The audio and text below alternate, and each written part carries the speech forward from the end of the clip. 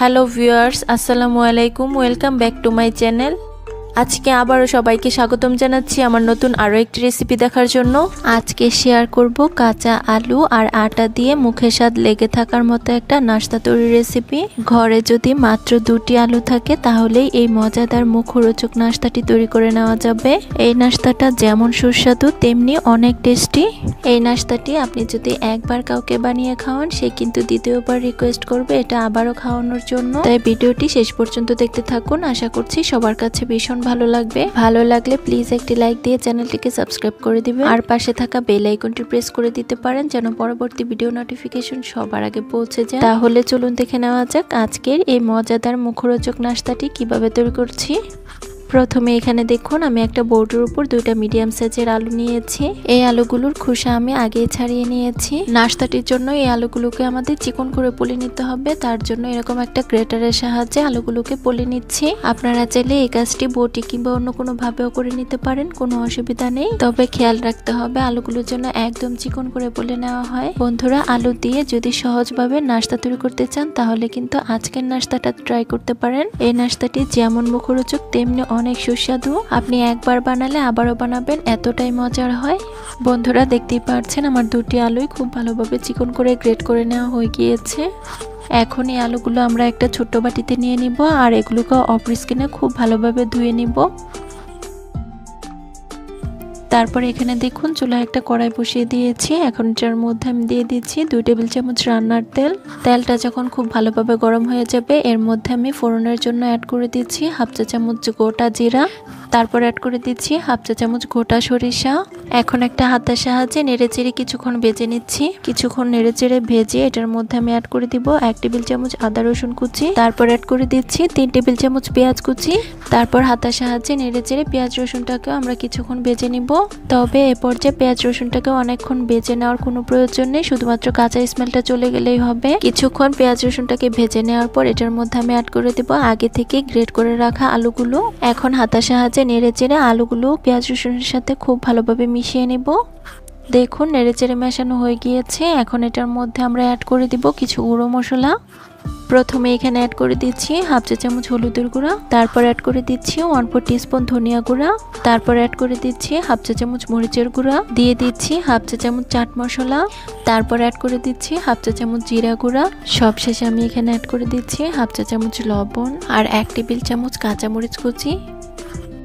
এখন একটা হাতের সাহায্যে এই সব কিছু উপকরণকে খুব ভালোভাবে নেড়েচেড়ে মিশিয়ে নিচ্ছি। কিছুক্ষণ নেড়েচেড়ে মিশিয়ে এটার মধ্যে আমি 1/2 কাপ পরিমাণ পানি দিয়ে খুব ভালোভাবে কষিয়ে নিব। বন্ধুরা, আলু দিয়ে তো আমরা অনেক নাস্তাই তৈরি করেছি। একদিন এই ভিন্ন স্বাদের নাস্তাটি ট্রাই করতে পারেন। এটা ঘরের বাচ্চা থেকে বড় সকলেই কিন্তু ভীষণ পছন্দ করবে। আর একদিন বানানোর পর আবারও কিন্তু রিকোয়েস্ট আসতেই থাকবে। দেখতেই পাচ্ছেন পানিটা কিন্তু শুকিয়ে গিয়েছে আর আলুটা আমাদের খুব ভালোভাবে কষিয়ে নেওয়া হয়ে গিয়েছে। এখন এটার মধ্যে আমি অ্যাড করে দিব 1.5 কাপ পরিমাণ পানি। এখন আবারও হাতের সাহায্যে একটু নেড়েচেড়ে নিচ্ছি।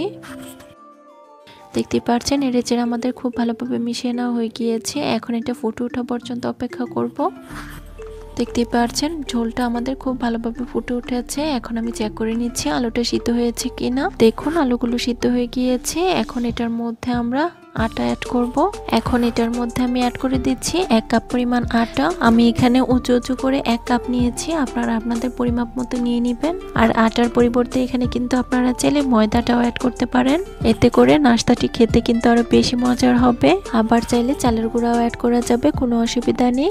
এখন একটা হাতের সাহায্যে অনবরত নেড়েচেড়ে আমরা একটা ডো তৈরি করে নিব। বন্ধুরা, আজকে যে নাস্তাটি আমি তৈরি করব এটা কিন্তু একদমই ভিন্ন স্বাদের। এই নাস্তাটি আপনি আগে কখনোই বানাননি। প্রতিদিন একই রকম নাস্তা না তৈরি করে ভিন্ন কিছু খেতে ইচ্ছে করলে এটা বানিয়ে দেখতে পারেন। বন্ধুরা, যারা আমার এই ভিডিওটি দেখছেন প্লিজ একটি লাইক দিয়ে চ্যানেলটিকে সাবস্ক্রাইব করে দিবেন। আর যারা ফেসবুক পেজ থেকে দেখছেন প্লিজ একটি ফলো দিয়ে দিবেন। কে আছেন ভিডিও দেখেন কিন্তু লাইক দেন না, প্লিজ একটি লাইক দিয়ে দিবেন। বন্ধুরা, দেখতেই পাচ্ছেন অনবরত নেড়েচেড়ে আমরা নাস্তার জন্য একটা ডো তৈরি করে নিয়েছি। এখন আমি চুলার জালটাকে বন্ধ করে দিচ্ছি আর এই ডোটাকে অন্য একটা পাত্রে নিয়ে নিচ্ছি। বন্ধুরা, দেখতেই পাচ্ছেন সম্পূর্ণ ডোটা আমাদের একটা মিক্সিং বোলের মধ্যে নিয়ে নেওয়া হয়ে গিয়েছে। এই পর্যায়ে ডোটা কিন্তু অনেক বেশি গরম রয়েছে, তাই এটাকে আমাদের হালকা একটু ঠান্ডা করে নিতে হবে। 4 থেকে 5 মিনিট পর ডোটা যখন হালকা ঠান্ডা হয়ে যাবে এটার মধ্যে আমি অ্যাড করে দিব 3 টেবিল চামচ ধনিয়া পাতা কুচি। এখন আমি হাত দিয়ে খুব ভালোভাবে মধ্যে সফট একটা ডো তৈরি করে নিব। এ পর্যায়ে আপনারা চাইলে কিন্তু নাস্তাটির মধ্যে ডিম দিতে পারেন, তবে ডিম ছাড়াই এই নাস্তাগুলো খেতে কিন্তু আরো বেশি টেস্টি হয়। নাস্তাটির জন্য এই ডোটাকে কিন্তু আমাদের এ পর্যায়ে একটু সময় নিয়ে মথে নিতে হবে। প্রথমে একটু আঠালো মনে হতে পারে, কিন্তু কিছুক্ষণ মথে নেওয়ার পর এটা ঠিক হয়ে যাবে। আমি 3 থেকে 4 মিনিট অনবরত ডোটাকে খুব ভালোভাবে মথে নিয়েছি। এখন এই ডোটা সেট হওয়ার জন্য আমি রেস্টে রেখে দিচ্ছি 5 মিনিটের জন্য। ফিরে এলাম 5 মিনিট পর। ডোটা কিন্তু এখন অনেকটাই সেট হয়ে গিয়েছে।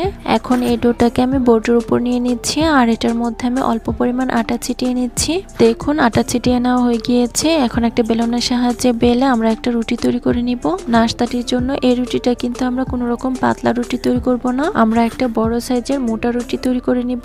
বন্ধুরা দেখুন আমাদের কিন্তু বড় সাইজের একটা রুটি তৈরি করে নেওয়া হয়ে গিয়েছে। আর দেখুন রুটির পুরুত্বটা ঠিক এরকম হবে। এখন আমরা নাস্তাগুলো তৈরি করে নিব। তার জন্য একটা নাইফের সাহায্যে এই রুটিটার অসমান অংশগুলোকে কেটে আমি বাদ দিয়ে চারকোনা শেপ দিয়ে নিব।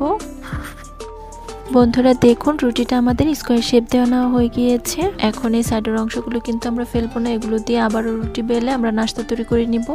তারপর এই রুটিটাকে প্রথমে আমি লম্বালম্বি ভাবে কেটে নিচ্ছি, তারপর এটাকে আড়াআড়ি ভাবে কেটে স্কোয়ার শেপ দিয়ে নিচ্ছি। এখন এই নাস্তাগুলোকে আমি একটা প্লেটের মধ্যে নিয়ে নিচ্ছি আর একইভাবে বাকি সবগুলো নাস্তা আমরা বানিয়ে নিব। আমি আজকের নাস্তাগুলো স্কোয়ার শেপ করে বানিয়েছি, আপনারা চাইলে গোল শেপ কিংবা অন্য যে কোনো শেপে তৈরি করে নিতে পারেন। আবার চাইলে কুকি কাটারের মধ্যে যে অনেক রকম ডিজাইন রয়েছে সেগুলো দিয়েও পিঠাগুলো তৈরি করে নিতে পারেন। বন্ধুরা আবারও বলছি, যারা আমার এই ভিডিওটি দেখছেন প্লিজ একটি লাইক দিয়ে চ্যানেলটিকে সাবস্ক্রাইব করে দিবেন, আর যারা ফেসবুক পেজ থেকে দেখছেন প্লিজ একটি ফলো দিয়ে দিবেন। বন্ধুরা দেখুন সবগুলো নাস্তা আমাদের বানিয়ে নেওয়া হয়ে গিয়েছে। এখন এগুলোকে আমরা ভাজতে চলে যাব। তার জন্য চুলায় আগে একটা প্যানে পর্যাপ্ত পরিমাণ তেল গরম করে নিয়েছি। এখন এই প্যানটার মধ্যে আমি একে একে নাস্তাগুলোকে ছেড়ে দিচ্ছি। সবগুলো নাস্তা একবারে ভাজা যাবে না, প্যানের মধ্যে যতগুলো ধরে আমি দিয়ে দিচ্ছি। নাস্তাগুলোর একটি পাশ হয়ে এলে আমি একটা হাতের সাহায্যে উল্টে দিচ্ছি। দেখুন নাস্তাগুলো আমাদের উল্টে দেওয়া হয়ে গিয়েছে। এখন এই নাস্তাগুলো আমরা মিডিয়াম হিটে একটু মুচমুচে করে ভেজে নিব। বন্ধুরা আমি নাস্তাগুলোকে 4 থেকে 5 মিনিট মিডিয়াম হিটে ভেজে নিয়েছি। খুব সুন্দর একটা কালারও চলে এসেছে। এখন নাস্তাগুলোকে আমি খুব ভালোভাবে তেল ঝরিয়ে তুলে নিচ্ছি। বন্ধুরা দেখুন সবগুলো নাস্তা আমাদের খুব ভালোভাবে তেল ঝরিয়ে তুলে নেওয়া হয়ে গিয়েছে। এখন একইভাবে বাকি সবগুলো নাস্তা আমরা তেলের মধ্যে ভেজে নিব। বন্ধুরা দেখুন একইভাবে আমি বাকি নাস্তাগুলো তেলের মধ্যে ভেজে নিয়েছি। আটা ও আলু দিয়ে আজকের নাস্তাগুলো যেমন মুখরোচক তেমনি অনেক টেস্টি। ঝটপট ইউনিক কিছু নাস্তা তৈরি করতে চাইলে আজকের এই নাস্তাটা ট্রাই করতে পারেন। একবার বাসায় এই নাস্তাটি বানালে সবাই কিন্তু এটারই প্রশংসা করবে, আর এই নাস্তাটির স্বাদ কিন্তু মুখে লেগে থাকবে। আশা করছি আমার আজকের আলু দিয়ে নতুন ধরনের এই নাস্তাটি সবার কাছে ভীষণ ভালো লেগেছে। রেসিপি ভালো লাগলে চ্যানেল সাবস্ক্রাইব করে সাথে থাকবেন, আর যারা ফেসবুক পেজ থেকে দেখছেন প্লিজ একটি ফলো দিয়ে দিবেন। সবাই অনেক বেশি ভালো থাকবেন। ধন্যবাদ সবাইকে। আল্লাহ হাফেজ।